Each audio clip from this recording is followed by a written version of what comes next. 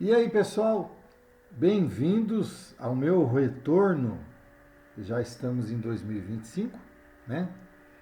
Retornando aqui com a obra de André Luiz.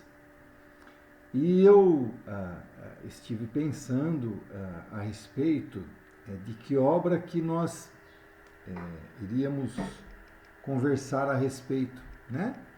Que obra que nós iríamos ler e acompanhar. E eu peguei a sequência de André Luiz, né? Assim, a sequência de livros que André Luiz foi lançando. E, como todos sabem, anteriormente, eu falei sobre o livro Os Mensageiros, que é o segundo livro dele. Por que eu fiz isso dos Mensageiros, gente? Quando lançaram nos cinemas Nosso Lar 2,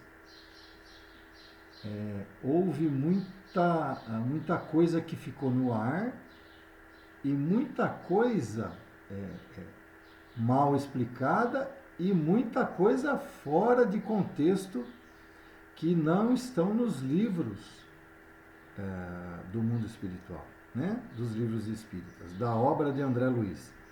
Então eu achei por bem pegar realmente o livro Os Mensageiros, porque a base do filme Nosso Lar 2, né, é o livro Os Mensageiros, que é a continuação do Nosso Lar. Tá bom? E eu cheguei à conclusão, eu não sei se a espiritualidade que cutucou, então vamos fazer o primeiro livro, vamos fazer o Nosso Lar, para que a gente use a sequência correta. Mas você vai falar, nossa, mas Fran, Nosso Lar está tão batido. Não está, gente.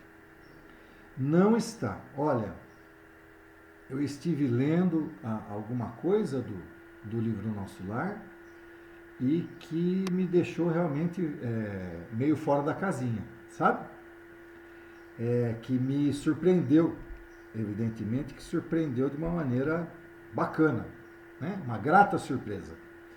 E então nós iremos fazer o Nosso Lar, tá bom? A partir deste episódio nós estaremos lendo desde o comecinho do Nosso Lar, prefácio, etc. tal. E aí nós estaremos, enfim, estudando o livro Nosso Lar, tá bom?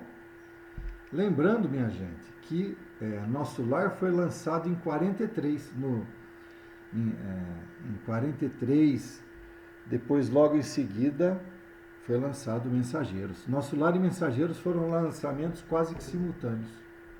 Meses depois do Nosso Lar foi lançado Os Mensageiros. Então, é isso. Eu vou ler aqui, começar a ler.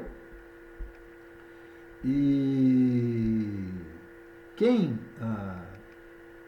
ainda não conhece a obra Nosso Lar, que eu acredito que são poucos os espíritas, porque a maioria dos espíritas já leu essa obra. Até então, André Luiz, ninguém conhecia. O pessoal conhecia Emmanuel, né? Emmanuel, que era o espírito, o anjo da guarda do nosso querido Chico Xavier. Mas até então André Luiz era um desconhecido. E depois que ele veio, que André Luiz veio nos explicando e expondo como é a vida espiritual. Você pode ver que os livros os livros de André Luiz tratam única e exclusivamente do mundo espiritual, como é a vida após a morte, né? Então, nada mais justo do que no início do livro Nosso Lar, o Emmanuel apresenta o novo amigo. Tanto é que o tema da abertura do livro é esse aqui, ó, Novo Amigo. Os prefácios em geral apresentam autores exaltando-lhes o mérito e comentando-lhes a personalidade. Aqui, porém, a situação é diferente. Embalde os companheiros encarnados procurariam um médico André Luiz nos catálogos da convenção. Por vezes, o anonimato é filho do legítimo entendimento e do verdadeiro amor. Para redimirmos o passado escabroso, modificam-se tabelas da nomenclatura usual da reencarnação. Funciona o esquecimento temporário como divina misericórdia. André precisou igualmente cerrar a cortina sobre si mesmo. É por isso que não podemos apresentar o médico terrestre e autor humano, mas sim o novo amigo e irmão da eternidade. Por trazer valiosas impressões aos companheiros do mundo, necessitou despojar-se de todas as convenções, inclusive a do próprio nome, para não ferir corações amados, envolvidos ainda nos velhos mantos da ilusão. O que colhem as espigas maduras não devem ofender os que plantam à distância, nem perturbar a lavoura verde ainda em flor. Reconhecemos que este livro não é único. Outras entidades já comentaram as condições da vida além-túmulo. Entretanto, não há muito desejamos trazer o nosso círculo espiritual além que possa transmitir a outrem o valor da experiência própria, com todos os detalhes possíveis à legítima compreensão da ordem que preside o esforço dos desencarnados, laboriosos e bem-intencionados, nas esferas invisíveis ao olhar humano, embora intimamente ligadas ao planeta. Certamente que numerosos amigos sorrirão ao contato de determinadas passagens das narrativas. A inabitual, entretanto,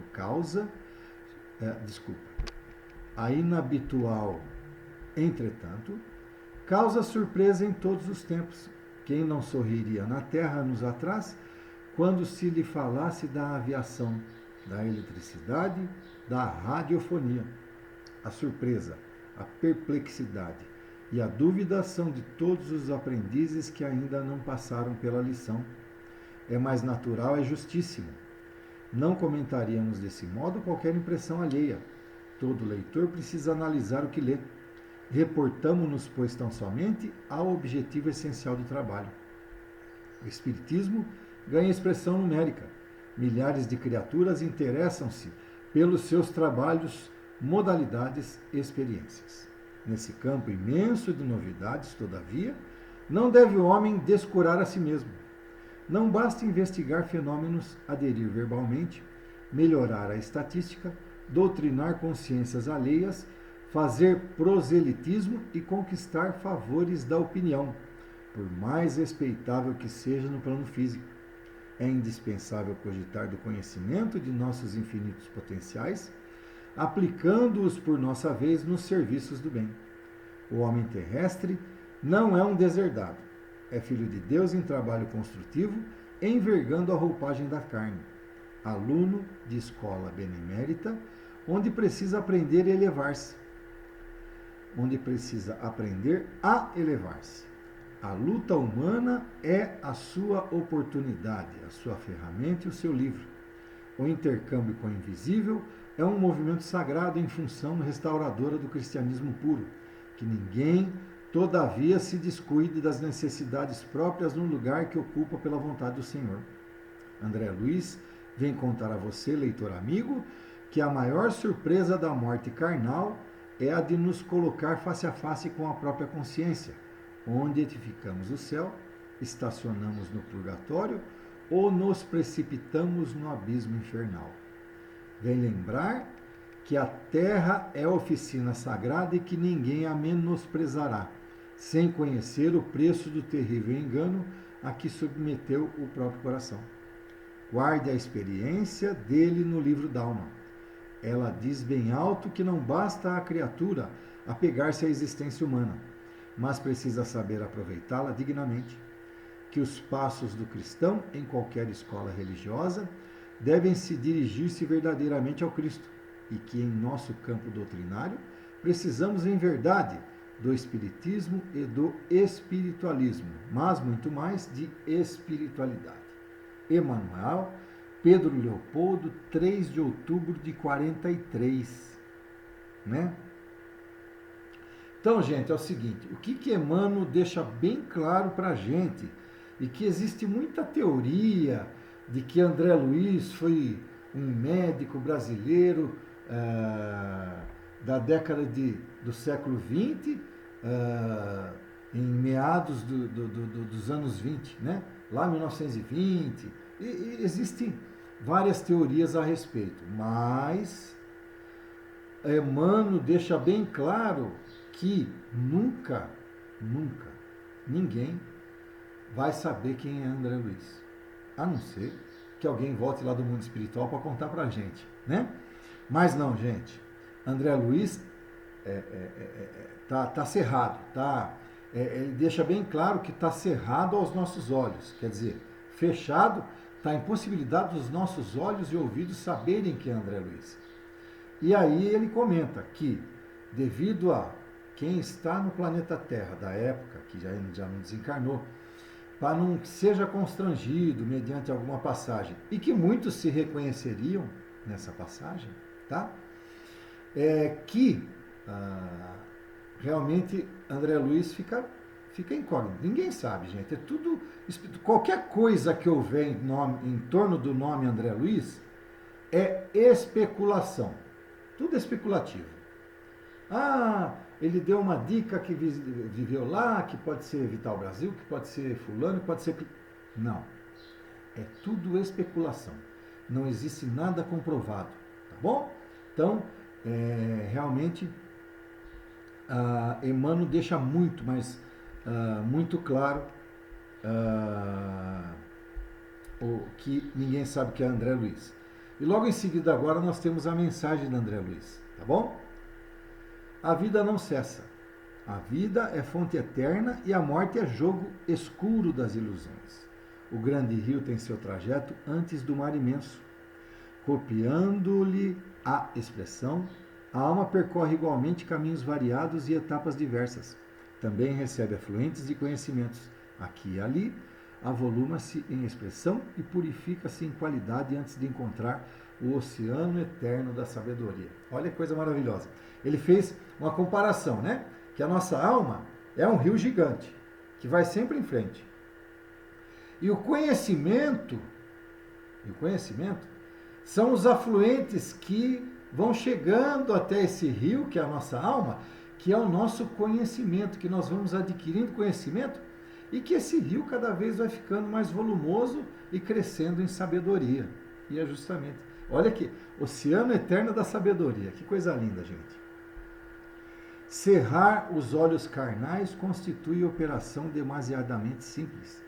Permutar a roupagem física não decide o problema fundamental da iluminação, como a troca de vestidos nada tem a ver com as soluções profundas do destino do ser. Ou seja, ele fala assim, simplesmente a gente reencarnar várias vezes e mudar o nosso corpo físico, porque nós mudamos, nós nunca somos o mesmo corpo físico da encarnação anterior. Mas que isso não modifica nada se a gente não crescer moral e espiritualmente. Tá? Caminhos das almas misteriosos, caminhos do coração. É mister percorrer-vos antes de tentar a suprema equação da vida eterna. É indispensável viver o vosso drama, conhecer-vos detalhe a detalhe no longo processo do aperfeiçoamento espiritual. Seria extremamente infantil a crença de que o simples baixar do pano resolvesse transcendentes questões do infinito. Uma existência é um ato, um corpo uma veste, um século um dia, um serviço uma experiência, um triunfo uma aquisição, uma morte um sopro renovador. Olha a comparação, né? Então vamos lá. Uma existência é um ato, quer dizer, uma vida encarnada é apenas um ato da nossa eternidade, tá? É apenas um dos acontecimentos da nossa eternidade. Um corpo, uma veste, ou seja, o corpo físico que nós temos hoje é apenas uma roupa que nós estamos vestindo e que daqui a 80, 90 anos, né, nós vamos tirar e substituir. Um século, um dia. Um século perante a eternidade é um dia, se não uma fagulha, né? Um grão de areia. Um serviço, uma experiência. Aquilo que nós vamos prestar, aquilo que nós vamos fazer, é mais uma experiência que nós adquirimos. Um triunfo é uma aquisição, ou seja, se nós conseguirmos passar pelas provas e expiações que nos estão expostas no dia a dia, para nós é um triunfo. Nós subimos um degrau na escala evolutiva espiritual. Uma morte um sopro renovador. Para cada vez que nós morremos, né, que nós voltamos a viver o mundo espiritual, é um sopro renovador. Por quê? Porque nós vamos ver se nós realmente evoluímos. Se não evoluímos, voltamos e vamos tentar sofrer novamente e ter esse sopro renovador. Né? Coisa maravilhosa, né, gente? Que coisa, olha, é impressionante. Quantas existências, quantos corpos, quantos séculos, quantos serviços, quantos triunfos, quantas mortes necessitamos ainda? E o letrado em filosofia religiosa fala de deliberações finais e posições definitivas. Ai, por toda a parte os cultos em doutrina e os analfabetos do espírito. É preciso muito esforço do homem para ingressar na academia do Evangelho do Cristo, ingresso que se verifica quase sempre de estranha maneira. Ele só, na companhia do mestre, efetuando o curso difícil, recebendo lições sem cátedras visíveis e ouvindo vastas dissertações sem palavras articuladas. Muito longa, portanto, nossa jornada laboriosa. Então aqui ele faz chama a atenção da gente que é preciso muito esforço nosso para nós conseguirmos ingressar na academia do Evangelho de Cristo. Ou seja, nós precisamos nos esforçar muito para que nós entremos na faixa de entendimento das mensagens que Cristo deixou para a gente. Que a gente consiga praticar e entender tudo aquilo que ele nos disse. Né? Muito longa, portanto, a nossa jornada laboriosa. Nosso esforço pobre quer traduzir apenas uma ideia dessa verdade fundamental. Grato, pois, meus amigos, manifestamo-nos junto a vós outros no anonimato que obedece à caridade fraternal. A existência humana apresenta grande maioria de vasos frágeis, que não podem conter ainda toda a verdade. Aliás, não nos interessaria agora senão a experiência profunda, com os seus valores coletivos. Não atormentaremos alguém com a ideia da eternidade. Que os vasos se fortaleçam em primeiro lugar. Forneceremos somente algumas ligeiras notícias ao espírito sequioso dos nossos irmãos na senda de realização espiritual e que compreendem conosco que o espírito sopra onde quer. Isso aí realmente, né? Essa é uma frase de Cristo, tem uma hora que ele fala, né? O espírito sopra onde quer. Eu não lembro a continuação dessa frase, mas tem uma continuação. E agora, amigos, que meus agradecimentos se calem no papel, recolhendo-se ao grande silêncio da simpatia e da gratidão. Atração e reconhecimento, amor e júbilo moram na alma.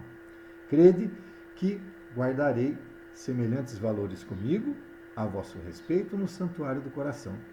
Que o Senhor nos abençoe. André Luiz. Muito bem. Então é isso, gente.